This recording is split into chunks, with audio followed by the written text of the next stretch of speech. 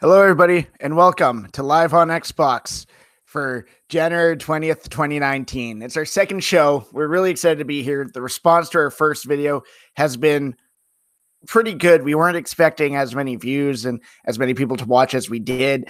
We've had feedback, and it's been good. We got a little bit of a new look here. We worked on it throughout the week. We got our Xbox avatar right in the corner here. You can follow us on Twitch, YouTube as you are, and Twitter. We're everywhere. We did some live streaming on Twitch throughout the week, just kind of a test run to see what we want to do. We know that we want to broadcast games to you guys. We know that we want to share what we do with you in a creative way.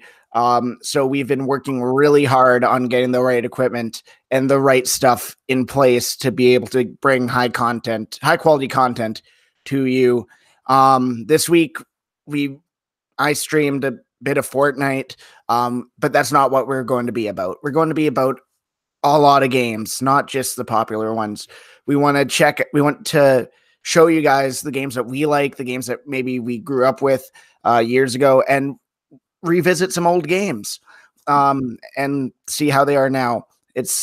We're coming up with this plan, and hopefully we'll have it set sometime soon.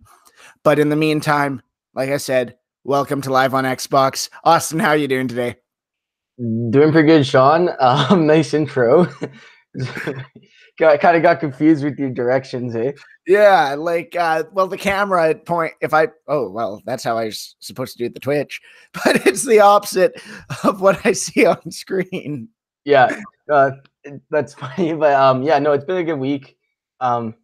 Admittedly, haven't really looked at the news that much and gamed here and there, but I've got focused on other things. But yeah, I tried to get some things ready for the show, so hopefully this week we could, have a good discussion.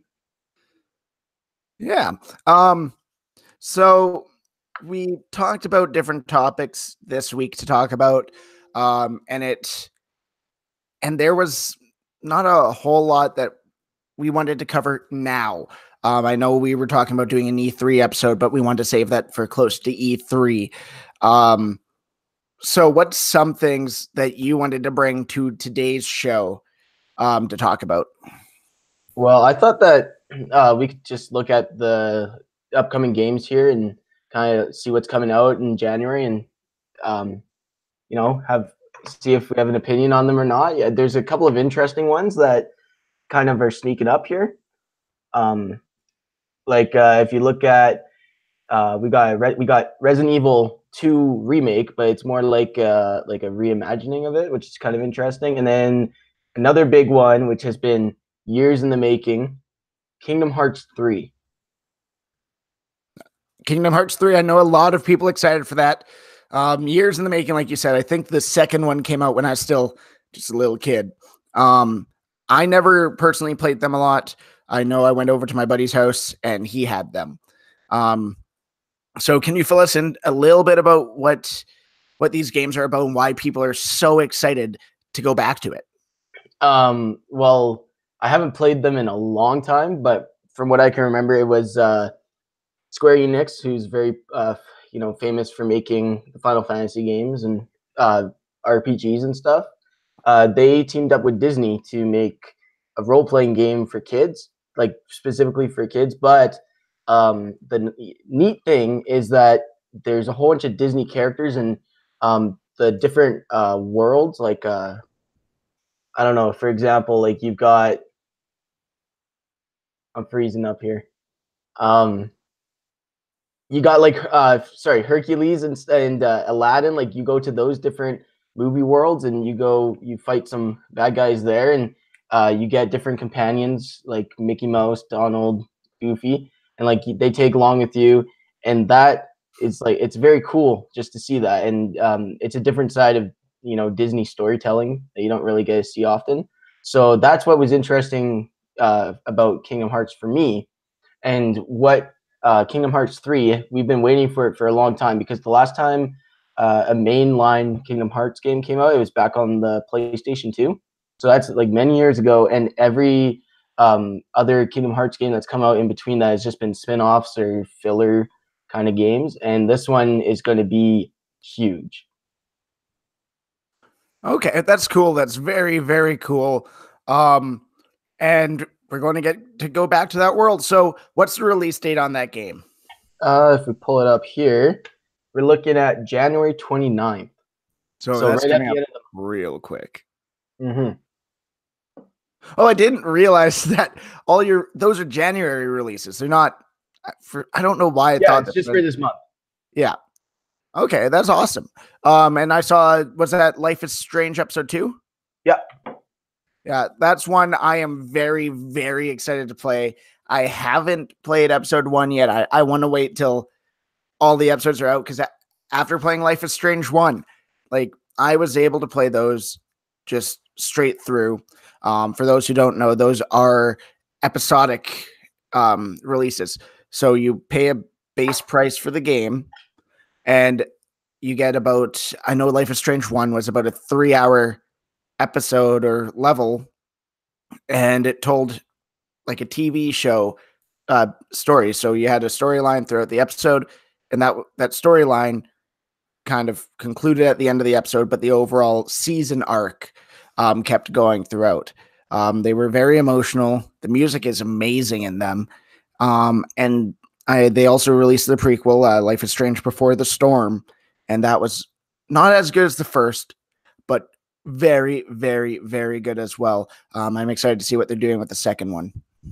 Yeah, I still haven't finished Life is Strange, the first one. I've gotten to the 5th episode, and I don't know, I've never got around to finishing it. But like you're saying, the music is probably my favorite thing. Like, if there's anything I'm excited about in Life is Strange 2, it's the music, because I've actually found one of my new favorite bands playing the first game. So that's what I'm most excited about with that one. But like you said, I'm going to wait till the season's done. So hopefully it doesn't take too long between releases. Yeah, I'm just going to share on screen here if I could find it, and I did. Just how popular this music is. It's so popular that their special edition actually includes a CD of the music. That is the big selling point of their special edition. The same thing with the second one; it has the soundtrack. It is by far, like, my favorite game soundtrack ever. And when I say soundtrack, I don't mean it's just their score. It's lyrical music. Yeah, it's lyrical music, and it's just amazing. So, what else do we have on that list there? We had, I think it came out the other day. It was Ace Combat 7, which, Okay. I mean, if you played one, you've played them all. But the cool thing I saw with Ace Combat 7 was just like those graphics. Like, if you look at any screenshot or video from it, like, the graphics look pretty insane, and it's everything you could want as a Top Gun, as a a fan of Top Gun. It's pretty cool. Yeah, So I and might pick that up if it's on a sale, or yeah, graphics definitely have improved a lot since the beginning of the Xbox One. They're pushing the technology and keep pushing it and keep pushing it. And we're going to talk about that later, maybe in this episode, maybe in the next.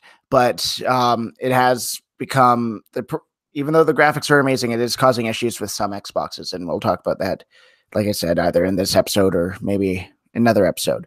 But another thing is, have you checked out the Gamepass games that just came out? No, I didn't see that. Okay, so I'm going to pull it up here. There were some really good ones that came out. We had We Happy Few, Shadow of Mordor, Saints Row the Third, and the Lego Movie video game came out for Game Pass. Okay. So that's an okay list. I mean, for January, kind of like with movies, January is like that slow time for games. So if you're looking for a game to play off of Game Pass, a new one, I would suggest Shadow of Mordor. That game's pretty packed. Yeah, and I know when that one came out, I got it for the Xbox 360. No, Shadow. Oh yeah, okay. Sorry, I got confused with Shadow of War. No, it's not Shadow of War. It's Oh Shadow no, of no, Mordor. okay. Well, Shadow of Mordor. It's good too. Yeah, like I know I got that one for the 360. I think you got it for next gen when it came out. Yeah. And it was night and day difference between the two consoles. And I am very glad that I now have it on Xbox One. The story is good, the gameplay is good. If you're a fan of Batman Arkham, anything, the Arkham series, I think you're going to like the combat. Yeah, it's pretty much the exact same combat. Some obviously some changes to fit with the game's like world and story. Like you could possess like different orcs. And also one of the best things about that game is what they call the Nemesis system, which was there's a hierarchy of like orc leaders, and you'll randomly encounter them throughout the game. And so the more you fight, the more you like you go up the tiers. But when you kill one, it can come back to life, and they'll have like a personal story like weaved between you and that guy. So next time, like say you kill him with like his head getting chopped off, the next time you see him, he'll make a comment about it, and he if he had a weakness the first time, he'll have a different weakness the second time, and it keeps it fresh. Like even if you don't want to play the story, if you play the game just for that, it's still really really cool. Yeah. The other one on Game Pass that kind of surprised me, it's already on there, but at the same time it doesn't, because we talked about it a little bit last episode about studio acquisitions. It's We Happy Few.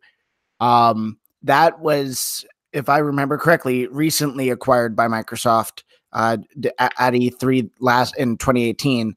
But Yeah, it was so a release that was for the PS4, the X, and the Xbox One. It was a title that a lot of people were excited for. And when Microsoft acquired them, some people began to question, like, okay, if it's a Microsoft studio, is it still coming for PS4?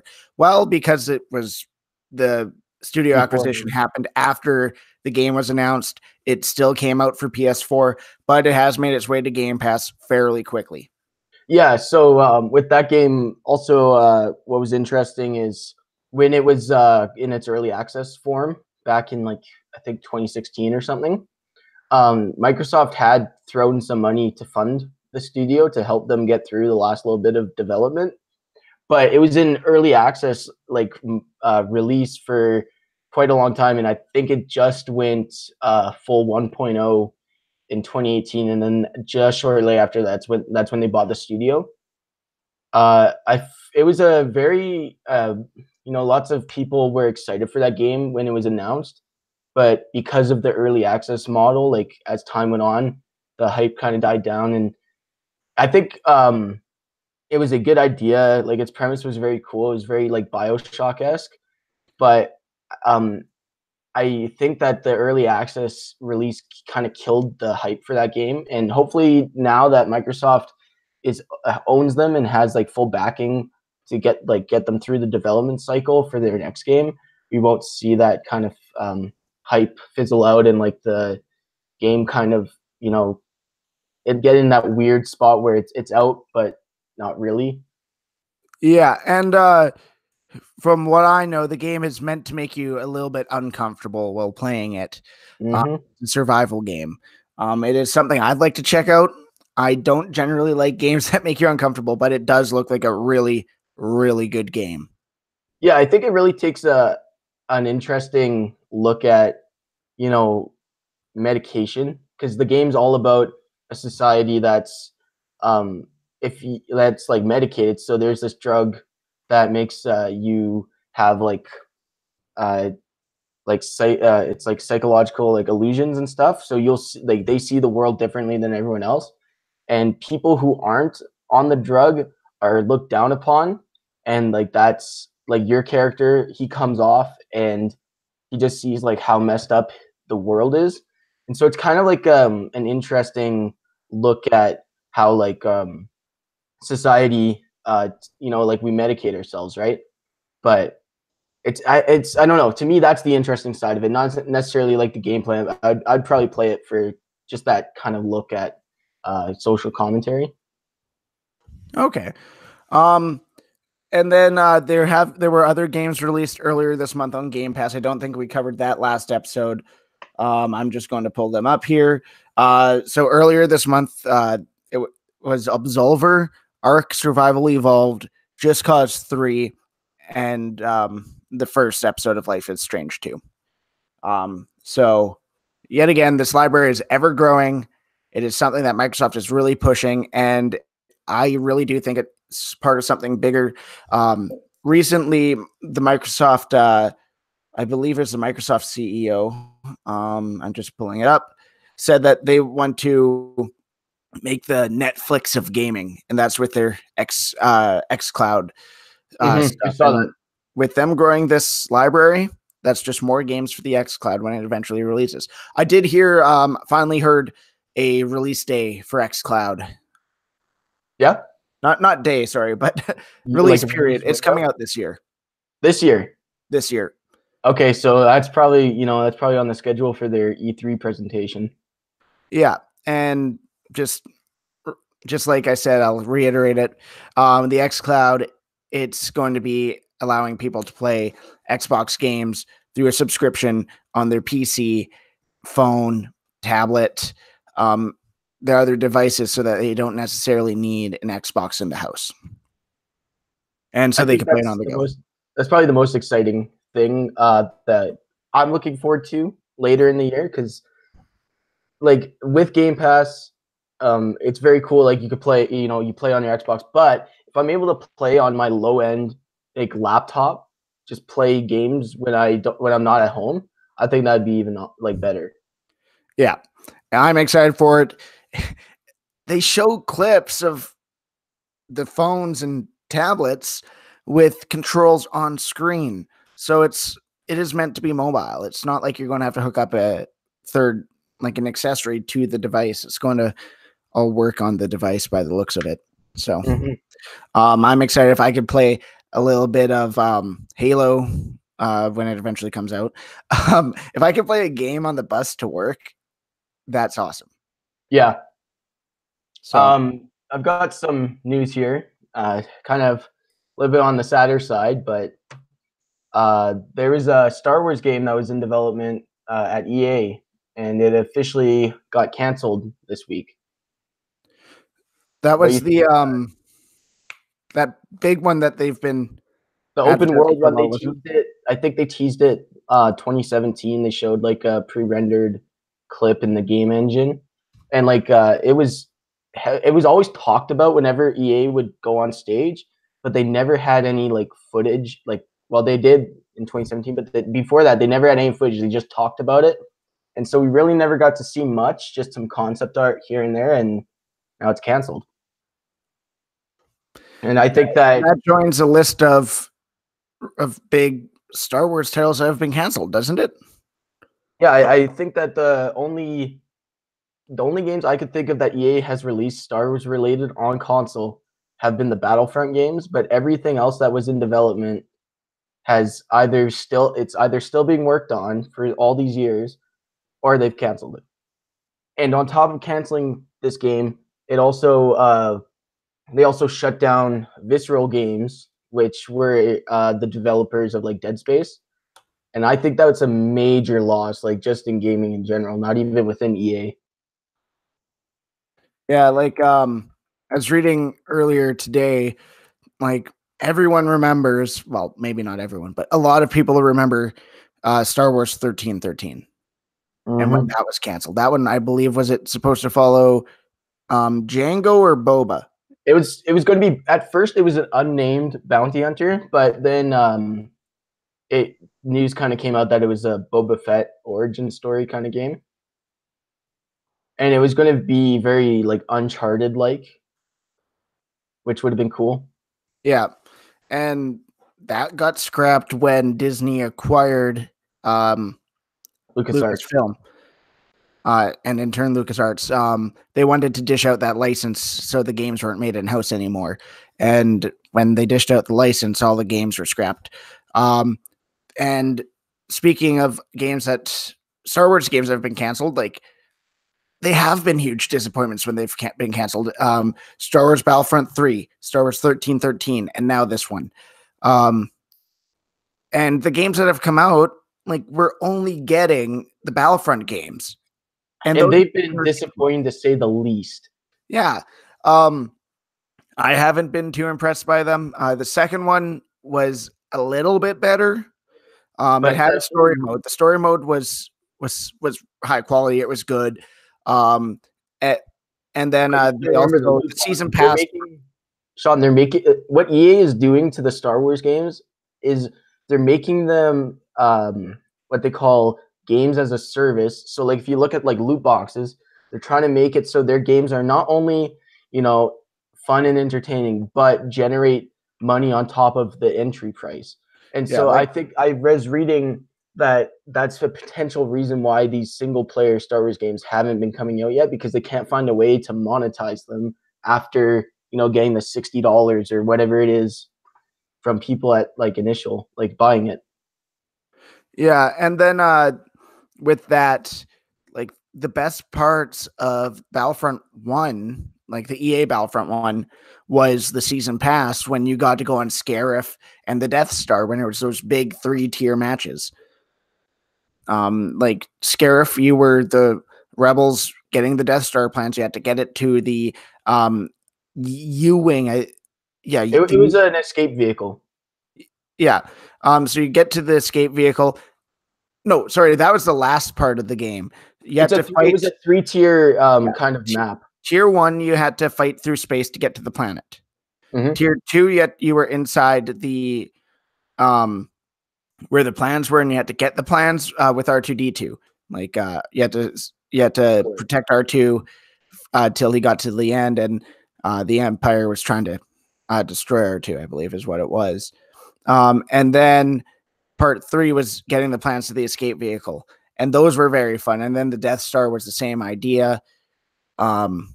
It was go through space, get to the Death Star, get the Death Star plans, and blow up the Death Star in space was the third one. Yeah, you had to survive a certain amount of time, and then you go down and try to do the trench run. Yeah, and when you won as the rebels, it was highly satisfying. But when you won, I found that when you won as the Empire, it wasn't quite as satisfying. But that was just me. Because to win the game as rebels, you have to do the 3 tiers. When you won as the Empire, you just had to win one of those tiers, and that was it. Yeah, I also found that if obviously you're going to compare the new Battlefront to like the old 1 and 2 from Pandemic, and the one thing that I noticed was like you didn't have those large scale battles like the conquest, or yeah, I think it was conquest mode in the original was like the capture the points. Conquest mode style gameplay is what you're talking about. They never really, I don't know, they never improved on or adapted the gameplay style from the old one, which is what people really loved about the original Star Wars Battlefront. Yeah. And then we're talking about game cancellations. There was Scalebound, which was a huge cancellation. It wasn't from EA. This is just in general. Scalebound was a huge cancellation that happened to Xbox. It was supposed to be one of their exclusives, and it was just months from release, and that got scrapped. There was no official word on why, but it's highly rumored that it was performance issues, and that it just couldn't run. It was canceled before the Xbox One X was even announced. So for it not to run, that had to be something big. Yeah, I was pretty like at first when I saw the reveal of that game, I wasn't terribly excited for it, but then as time went on, you kind of were talking to me about it, and I rewatched the footage. I'm like, okay, that'd be pretty cool. And then I think it was like not even a week after you were talking about it with me, it got canceled, and I'm like, what the heck? Like I was actually kind of excited for that now. Well, and I'd been talking about it for years at that point. Like it got revealed, I think, in 2015. And I'd been talking about it. I was like, Scalebound, Scalebound, Scalebound. And then it was gone. Mm-hmm. But yep. What else is going on in Xbox news this week? I think I sent you some articles. They were talking about how kind of related to Xbox was Uncharted, how Gears of War actually influenced how like the combat was done and the gameplay style of that game, which I found was very interesting because that's an Xbox game influencing one of PlayStation's biggest titles. Yeah, that's pretty big right there. That's awesome. That they're like games are they're collaborating in a way, and inspiration is being drawn. Um, there was something I had seen and I just can't recall what it was. It was on my list of stuff to talk about. I'm trying to find it.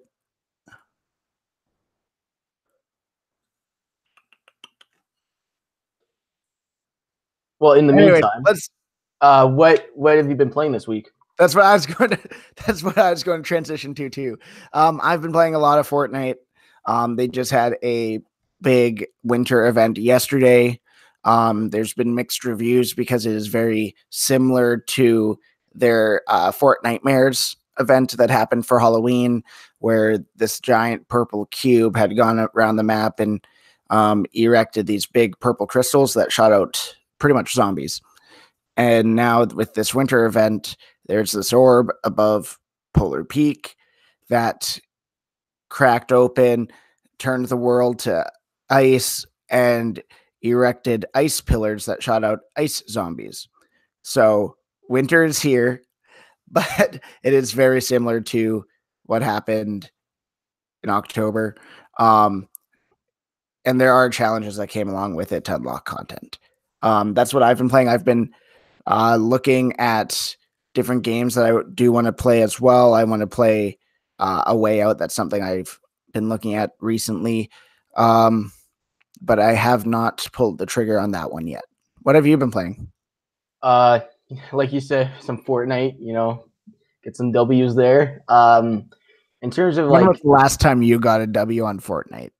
it, it's been a rough time, but I mean maybe like a month ago. And then I've been playing, making my way through Gears of War 3. I don't know, for some reason I go through these periods where I'll play like hardcore like a game series, go through it really quick, and then on like the last one or halfway through the series, I'll just end up slowing down and not really getting back to it. But I'm really wanting to finish this game. And then also I started a little bit of Dead Space 2, and I'm excited to go through that as well. But yeah, Nice. I haven't put a significant amount of time into anything. It's just, picking it up here and there between, school and stuff. Yeah, and then did you? Well, I know you saw, but there's Black Ops 4 that is on a trial today. I think it ends today though. Um, and you get the blackout mode, which is their battle royale. It's a free trial. You click on in the Xbox store, you click on it, and then beside buy now, there's 3 dots, and when you click on that, it lets you do a free trial and download the game. I haven't played it yet. I was downloading last night. Have you had a chance to check it out? No, not yet, but I do own the full game. I just haven't installed it yet. I'm kind of just waiting till I have time. So I'm not on a time crunch to play the trial, but I mean it's very cool if you could get in and try it and put a couple of hours in and see if you like it. I like that idea. But yeah, I mean since I own the game, I'm not too worried about missing out on it. Yeah, it definitely reminds me of the old demo days when you could get a demo disc or you could download the demo and give the game a shot before you bought it. Because diving in on a game for $80 that you don't know, it is always a risk, and people just like that little bit of assurance that it's something you're going to like. Also, it's a good move for COD because those games recently haven't been super well received, especially the ones after, I believe it was Black Ops 2 when they went to Infinite Warfare and started doing these future games. So I think it's a good move on them. Yeah, I mean, they need all the good like publicity that they can because it's very like Activision is just like EA is very controversial when it comes to their new games because it's all about multiplayer and monetization. So if they can actually make a multiplayer mode that is generating the money, but people like it, I think that that's the best outcome for them. And doing this free trial gets them more players and a chance to have more people buy it, which is probably why they did it. And I think anything that gives Call of Duty good press it's going to be good in the long run. Yeah. And I'm just looking here at on the Xbox store on the Microsoft website, just taking a look at deals. And not only is the free trial on for Call of Duty, it is also on sale for $51.99. I know in stores lately you've been able to get it for $49.99. So if you like it, you could definitely go ahead and grab it and keep playing. From my understanding, if you download the free trial, you do not have to reinstall the game if you purchase it. So you're not going to have to spend time waiting for it to install again. So it's not. So check it out. If you like it, maybe purchase it. So $51.99 on the Microsoft Store up here in Canada. I think it's a little cheaper down in the States. And in stores, it's about $50 as well. I'm just taking a look at other sales here. Far Cry, the entire series is on sale this week, up to 75% off. I think that's because they have a new standalone DLC coming out just at the beginning of February. Is it a DLC or is it an entire game? Because I thought it was an entire game. I call it a standalone DLC because it's building off of what Far Cry 5 did. Well, I'm pretty sure they called it a sequel, didn't they? I'm not sure. I thought it was just like kind of like when they had Far Cry 3 Blood Dragon. It was its own thing, but it's still attached to Far Cry 3 in a way. You could buy them individually, but kind of plays off of those characters and storyline. Far Cry New Dawn. And I think that's why it is a full-on sequel. Oh, it's considered the next in the series, or yes, it is considered the next in the series. So it is a sequel. I saw it was on sale on Amazon already. It's not even out, but is it a full price release? I'm seeing it for $49. But on Amazon it says that the regular price for New Dawn is where is it?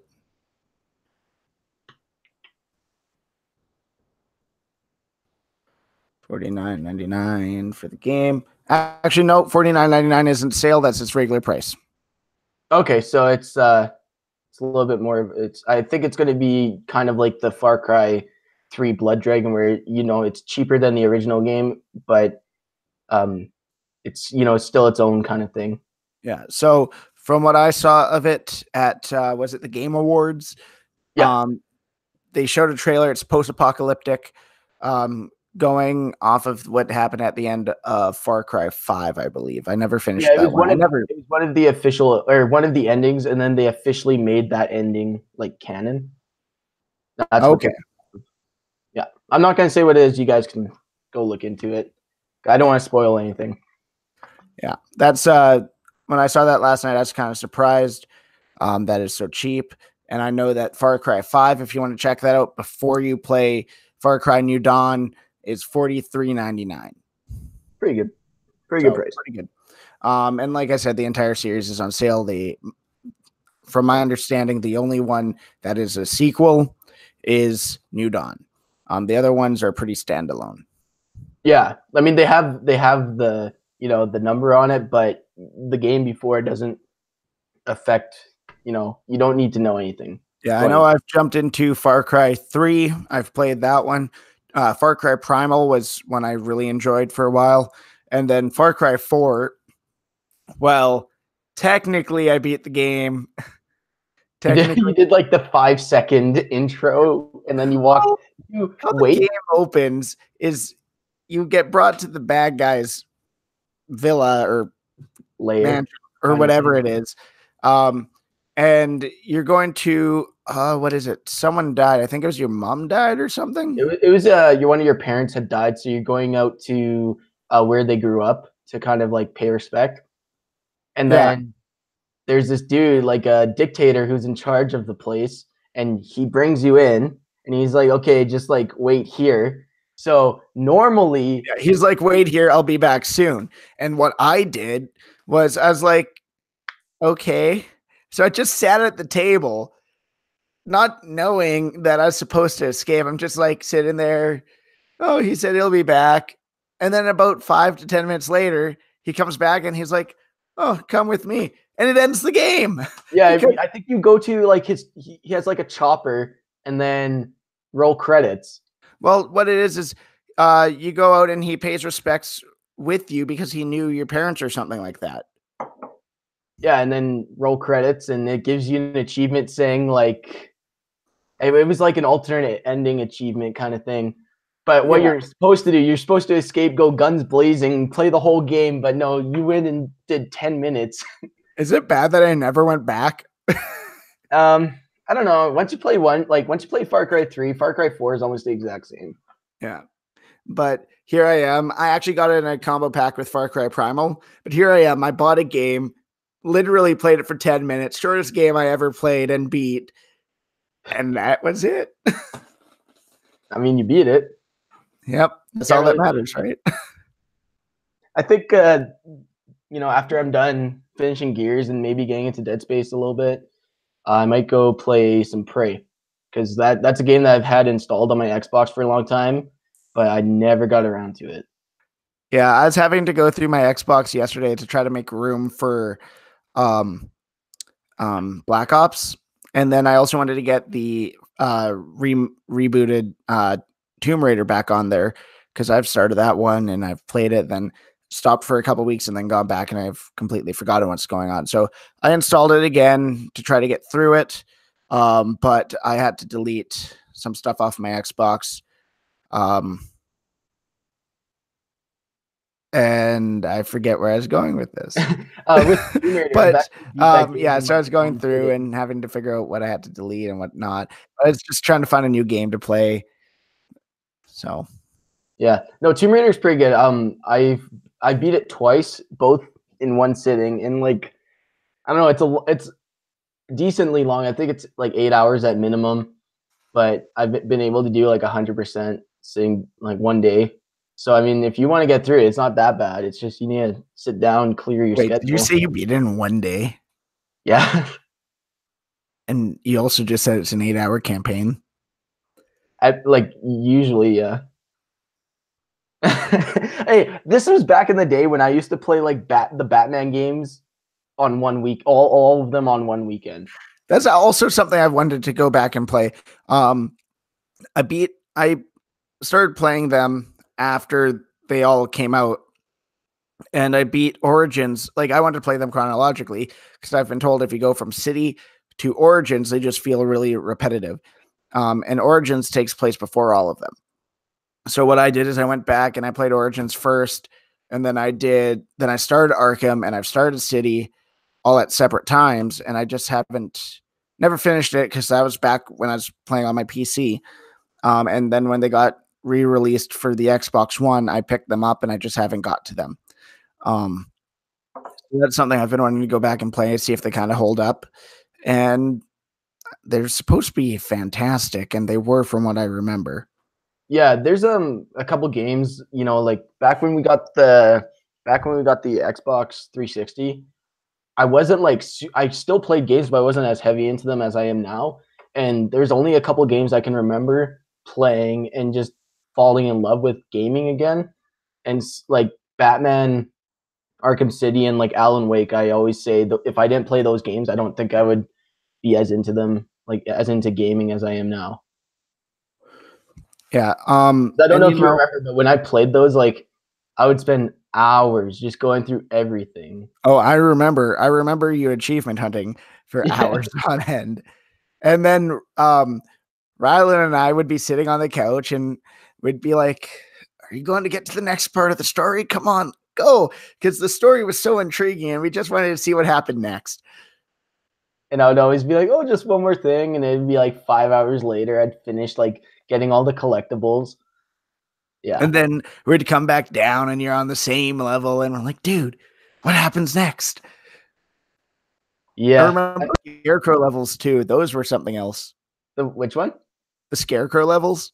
Oh, yeah. They were a good, like, I like how they broke up. That was in Arkham Asylum, and like they really broke up the pacing really well. So it wasn't always just like go into a room, sneak around, take out these guys. Oh, now you're getting ambushed. It was like a nice breakup. Yeah. In other news, did you see that they're revamping the Xbox One keyboard? Oh, like the digital keyboard on screen. Yeah. I didn't see that.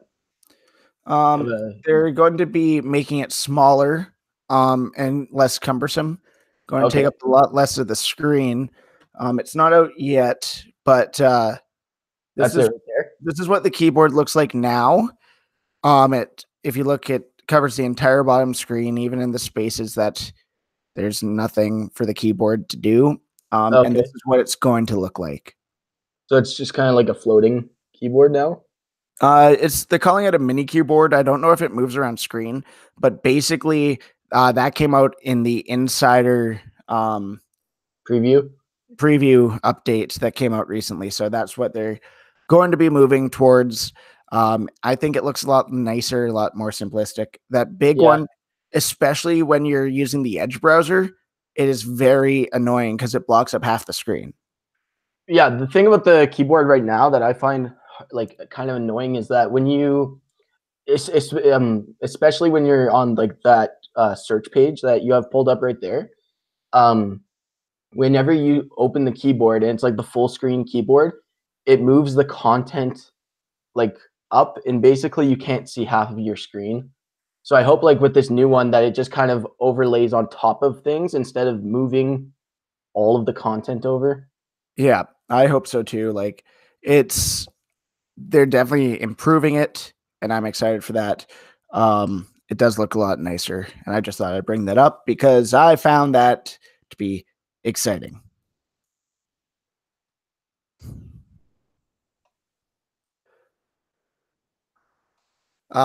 There's also sales going on consoles. The Xbox One X is down to $499, I believe. I'm just going to double check to make sure that's Canadian.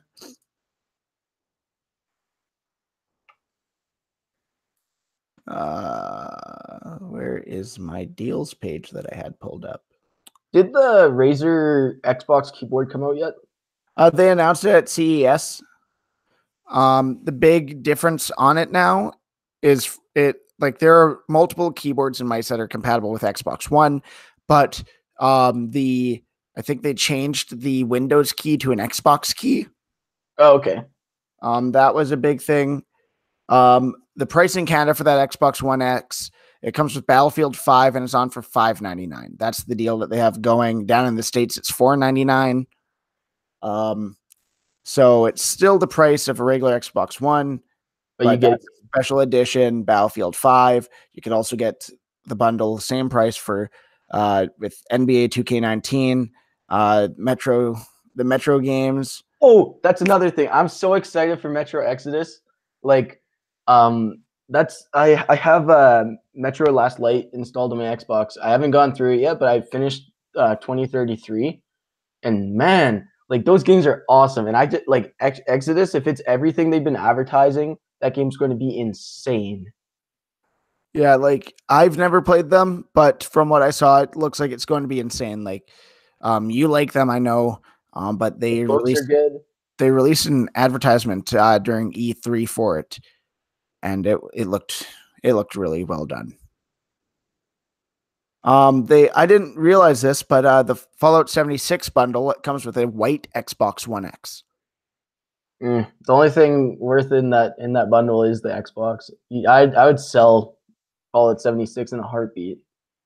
Yeah, The not game's getting been into the putting reviews on. at all, but that white console looks like an Xbox One S. So that's something. I kind of find that interesting. They when the One S came out, they were like pushing for a white color scheme for a lot of their stuff. And I think recently they had released a new Xbox Elite controller that's white. Uh, did they? I was Yeah, I'm pretty sure I saw that on Reddit. okay. That's cool. Um, yeah, like I know. Because like for myself, I like to have things look the same. And right now I've got a black Xbox with a white controller, and it just I don't know, it throws me off. It just looks odd. But now that if you have a white console, you could get like a white Elite controller, it won't. If you're one of those people, it won't look so different, and like it'll look more like it's supposed to be there. Yeah, I know. I've looked at at other controllers because I don't need one, but I want another controller, and a lot of them are white or a different color, and I'm like, everything I have is black. Do I want a mismatching controller? But yeah. So we talked about uh cancellations. We talked about games we've been playing. Um, are we going to let's talk about oh geez, I lost my train of thought again. It's one of those days. What are some games you want to play coming up soon or replay? Yeah, in terms of new games, I mean, like for Xbox, Crackdown 2 comes out, or Crackdown 3 comes out next month. So I have Crackdown 1 installed on my Xbox. Might need to go through that. But I'm kind of interested to see how that works because they were showing off their like big tech in that like there's the whole destructible environment that runs on different servers. So when you're playing online, it's like seamless, supposedly seamless. So I'd be interested in seeing that. I really haven't looked at what's coming out soon. So basically, whatever's on my Xbox is what I'm going to try going through and like clearing up some space. What about you? I want to get to that Tomb Raider game. I also want to try A Way Out. That's one that has intrigued me. I generally don't get super excited about games by EA, but this one was just, I believe, published by EA, but developed by another studio there. So I'm excited for that one. But beyond that, not too sure. I've been looking through the library. There's a lot of choices and a lot to choose from. So I have to look through that and decide what I want to do. Might revisit some old games. Okay. So for next week, are we live at the same time or? Yeah, we'll be live at the same time. Sunday at 5 Central. That's 4 Mountain, which would mean 3 Pacific. So we need to figure out the times. Yeah, for all those in the West, those are your times. If you're subscribed, which you should be, it'll show up on your sub feed. Yeah, like, subscribe. Yet again, it's a weekly podcast. The length of the podcast will fluctuate as we try to figure out the ideal length. So far, it's around that hour mark. 50 minutes to an hour. Yeah. And we're also going to try, not immediately, not in the next coming week, but we're going to try to plan the future of this channel and the content we want to share. Because I know we want to do some live streaming with certain games, but that will most likely be on Twitch. On this channel, we will have probably abbreviated versions of that, where you will get to see our reactions and our thoughts about the game as we play it. And then I'm not sure if this is something you want to do, but I've been thinking we might even be able to do some let's look back at old games and see how they are now. Some of our old classic favorites that maybe they've held up, maybe they haven't.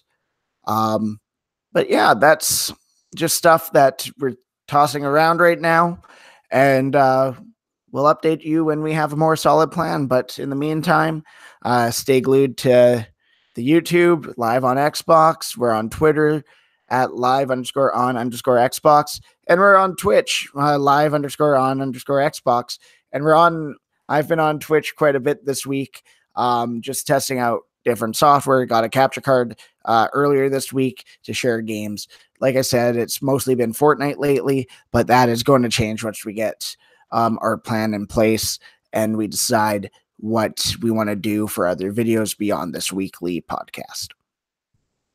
Yeah, and I mean, this episode was a little bit more or less unplanned, as in terms of what we were going to talk about. So yeah, I think we kind of wanted just to see if it could feel more natural. The last one was very much, this is what we're going to talk about. This is where we're going.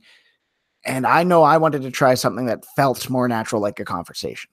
So yeah, depending on the reception of this one, or if I look back on, like, watch it again, see what works, see what doesn't, and next week we'll try coming in with a little bit more of a concrete flow of what we want for our podcast to be. But yeah, thanks, Sean, for having me. Yeah, thanks, Austin, for joining. For viewers, subscribe, please share. We want this to reach as many people as we can. Xbox, like we said, is something we're very passionate about. We play a lot of it, and we just like talking about it. And if we could get involvement from the gaming community, that'd be amazing. If you have any questions, we'd love you to ask them. We have a live chat going throughout the podcast, so if you catch us live, you can ask questions. You can bring up topics with us, and we will cover them. Just involvement would be so nice to have and very important for a show like we want to do. So with that, I'm going to say thanks, Austin, for joining. Thanks, Sean. I appreciate the comments and the conversation, and thanks to our viewers for viewing and liking and subscribing and sharing. You are so important to us, and we really appreciate all the support you give us here on Live on Xbox. Until next time, I know my sign off for gaming is not going to work here, so but this has been Live on Xbox. This has been Live on Xbox. Sean, I'm Austin. Sean. That's Austin. We'll catch you next time. Catch you on the flip side. Bye-bye.